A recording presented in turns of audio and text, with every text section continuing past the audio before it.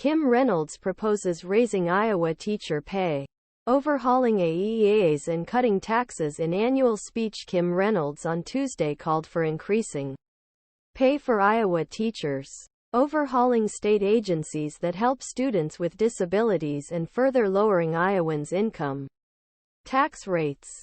Reynolds, a Republican, laid out agenda in his annual State of the State address, delivered from Iowa House Chamber and broadcast statewide on Iowa PBS. Reynolds began by asking lawmakers to observe a moment of silence for the victims of last week's Perry High School, where 11-year-old Ahmir Jolliff was killed and 7 students and staff were injured. The marksman from an apparent self-inflicted gunshot wound. She wore a blue ribbon in solidarity with Perry's school colors. She praised the law enforcement officers who responded to the, as well as Principal Dan Marburger, who law enforcement said was shot after placing himself in harm's way to protect his students. Kim Reynolds recognizes state trooper who saved Perry victim's life. Dan suffered multiple gunshot wounds at close range. His greedy bravery that morning saved lives, Reynolds said. According to prepared remarks, Dan is a hero. And with the students who are so lucky to have him, we pray he is back where he belongs soon. Reynolds spent much of his speech on education, citing legislation he has signed in recent years allow all Iowa families access state-funded scholarships, pay for private school costs, and make it easier open charter schools in the state.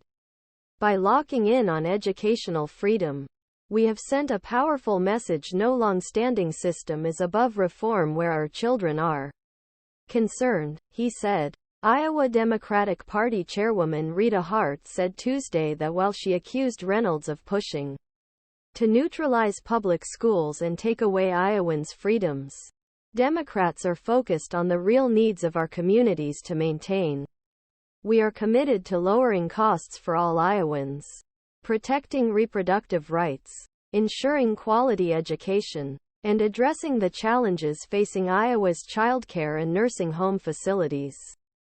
School districts may or may not choose to use AEA services, Reynolds said. Iowa's field education agencies are the next state agencies that need to be overhauled, saying doing so would give school districts more control over how their students receive special education services. Under current law, Iowa school districts send state and federal funds for special education, one of the state's 9 AEA districts, and then rely on the AEAs to provide special education services their students.